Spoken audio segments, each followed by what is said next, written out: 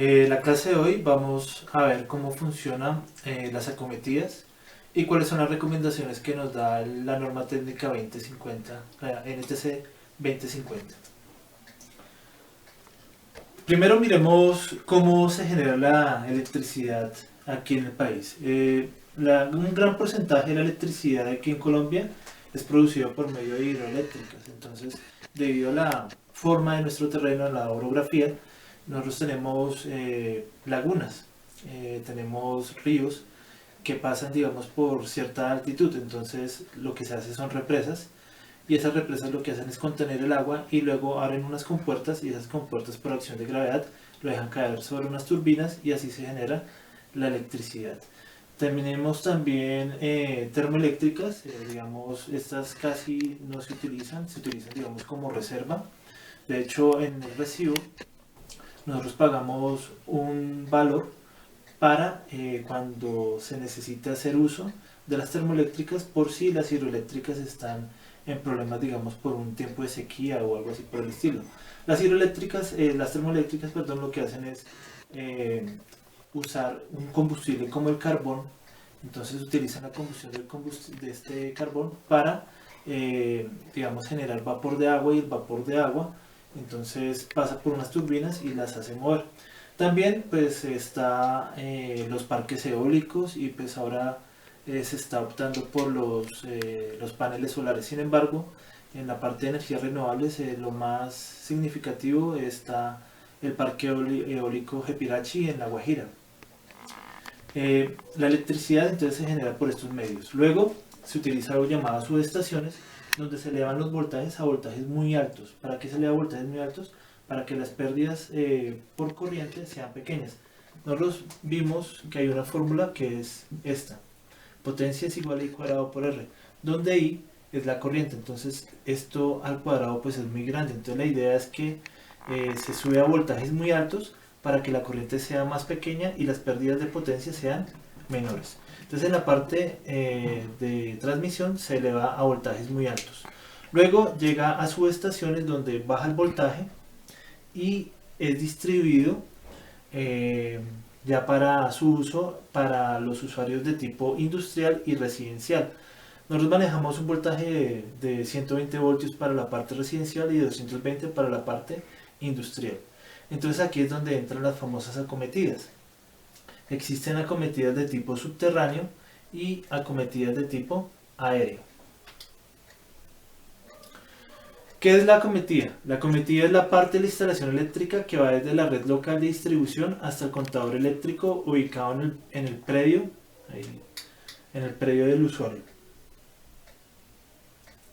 ¿Qué normas técnicas hay que tener en cuenta? La idea es que, por ejemplo, en el caso de las acometidas aéreas, tengamos una distancia de 1.5 metros entre el poste, las ventanas y las puertas. Es algo que, digamos, muchas veces nosotros vemos que en los barrios no se cumple. Eh, Cuando tenemos una acometida monofásica, es decir, fase y neutro nomás, la idea es que los dos conductores sean iguales.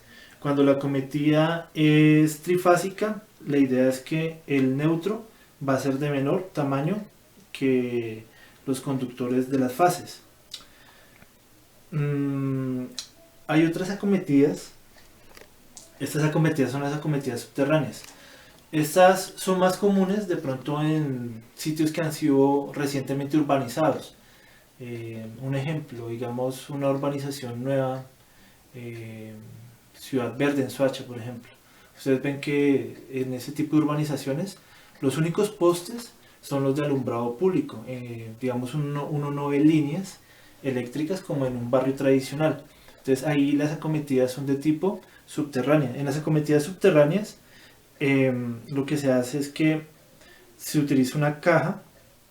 Esa caja tiene que quedar afuera del predio del usuario y por ahí lo que se hace es que debe existir un conductor que debe estar en la capacidad de transmitir toda la corriente a cada uno de los contadores donde se va a distribuir la energía eléctrica.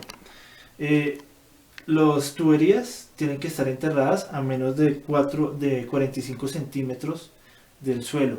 Eh, el cable tiene que ser un cable especial. Por ejemplo, en el caso se me olvidó mencionar, en el caso del aéreo, se maneja encauchetados casi siempre. Y acá, pues la idea es que el alambre, el conductor que se utilice, tiene que estar en la capacidad de soportar cualquier daño mecánico. Digamos que cuando se esté jalando el alambre para hacer la cometida, para hacer una instalación, pues no vaya a rayarse o a averiarse con la tubería metálica. Entonces, dentro de las acometidas subterráneas pueden existir unas que vienen desde una línea aérea y luego pasan por tierra, aquí 45 centímetros, esto máximo 3 metros. La caja de inspección, entonces es la que les mencionaba anteriormente, y de ahí va al contador o medidor eléctrico del usuario final. Entonces vamos ahora a mirar algo que es muy importante, que es el tema de caída de tensión. Entonces la caída de tensión es la disminución del voltaje que vamos a nosotros encontrar desde el tablero hasta el punto donde vayamos a conectar algún elemento, que puede ser un motor, puede ser una lámpara o algún aparato, un electrodoméstico menor. Entonces, ¿cuál es la idea? La idea es que si yo voy a conectar algún aparato a cierta distancia, no puedo pasarme de estos porcentajes. Digamos, para la parte de fuerza, ¿a qué me refiero con fuerza? Un motor eléctrico. Si yo voy a conectar un motor eléctrico, la caída de voltaje no tiene que ser menor al 3% del voltaje que yo tengo en el tablero de alimentación. Y en el caso de circuitos de tomacorrientes y alumbrado, no puede ser mayor al 5%.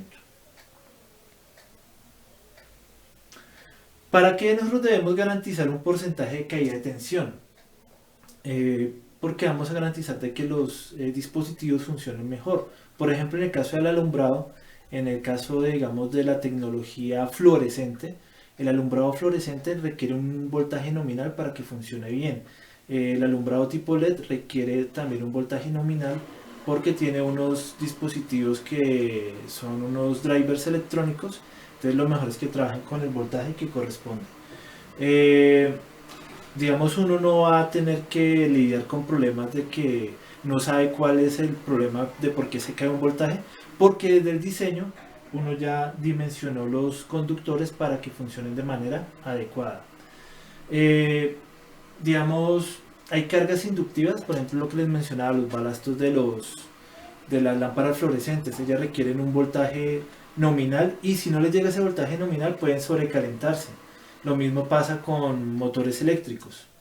Cuando la resistencia del conductor haga que la tensión caiga por debajo de un punto aceptable, entonces lo que vamos a ver es que va a aumentar el calibre del conductor eléctrico. Entonces vamos a notar que, de hecho ahí les voy a mostrar un ejercicio, que entre más diámetro tenga el conductor, o sea menor calibre AWG, menor resistencia va a tener. Recuerden que ley de Ohm, a menor resistencia mayor corriente. Entonces una manera de corregir la caída de tensión es utilizar un calibre menor. Entonces pues eso toca hacer varios cálculos porque también hay que mirar la parte económica. Veamos un ejemplo aquí en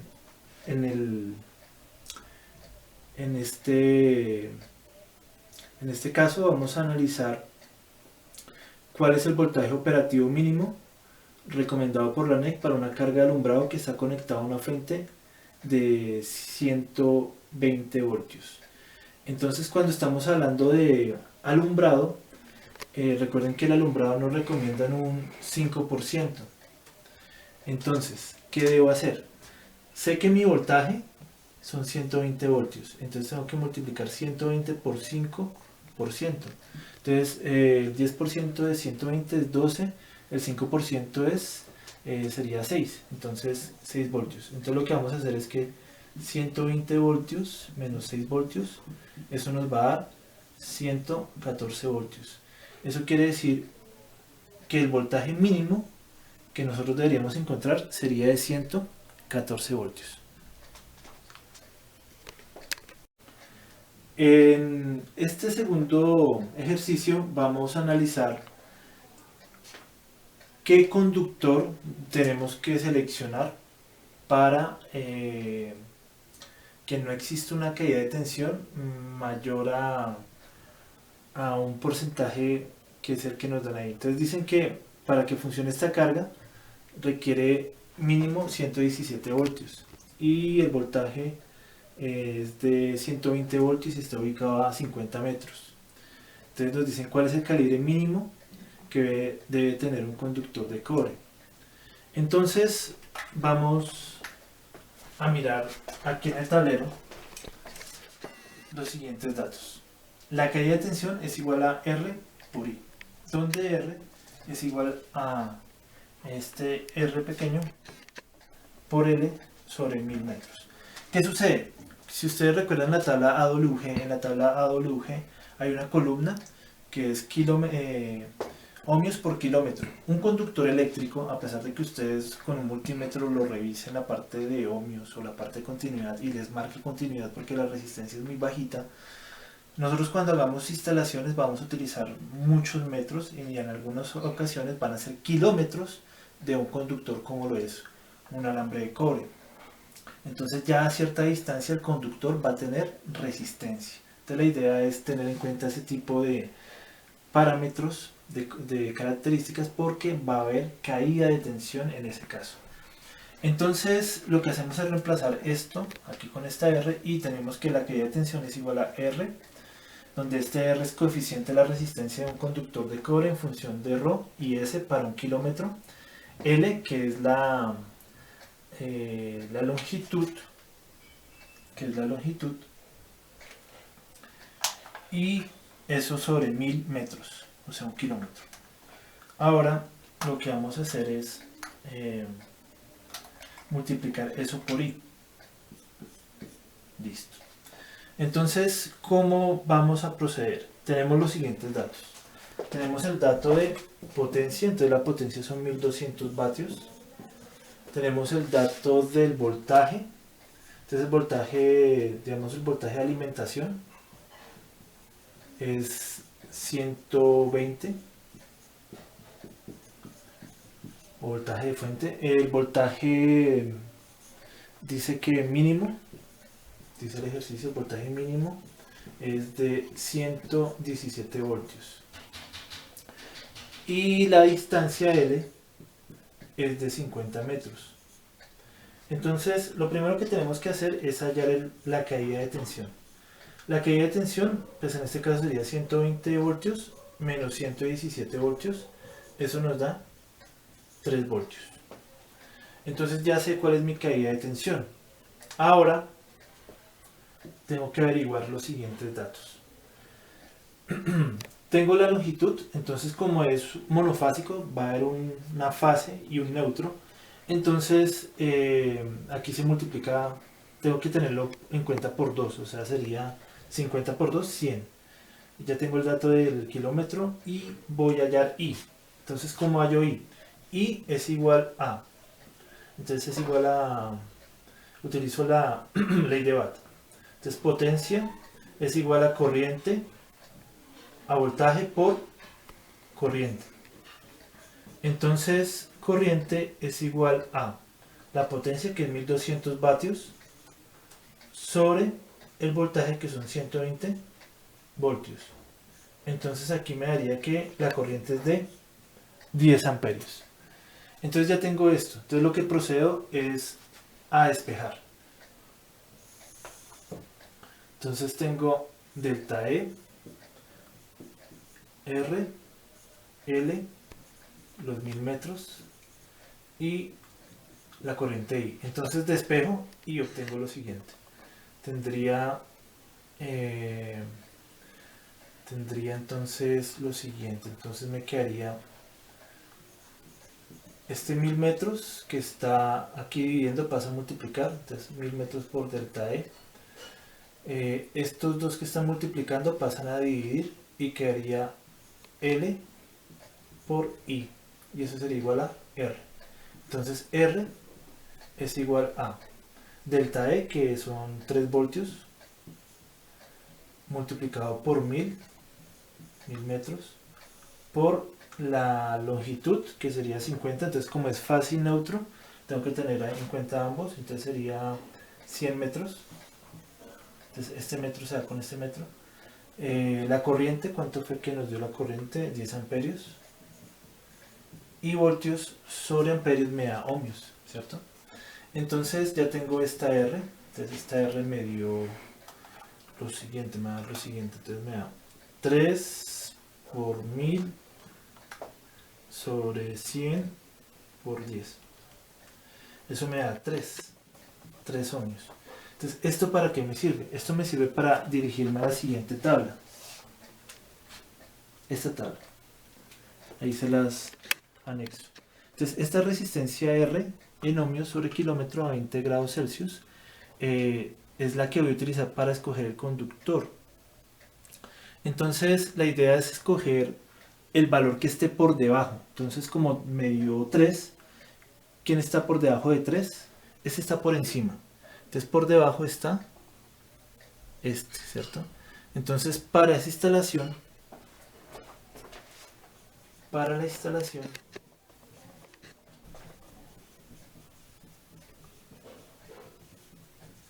se debe usar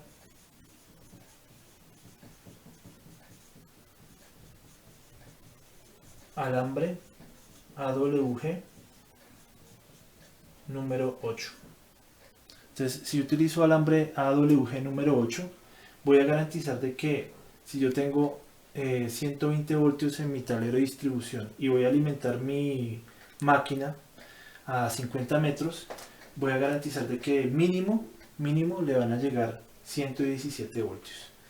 Si observamos esta tabla, entonces nos vamos a dar cuenta que a menor calibre, menor resistencia. Recuerden que en la tabla AWG el menor calibre indica una sección, un diámetro más ancho, ¿cierto? Entonces ahí va a pasar mayor corriente. Entonces, a menor resistencia, mayor corriente. Entonces, esa sería la forma en la que vamos a calcular caídas de tensión.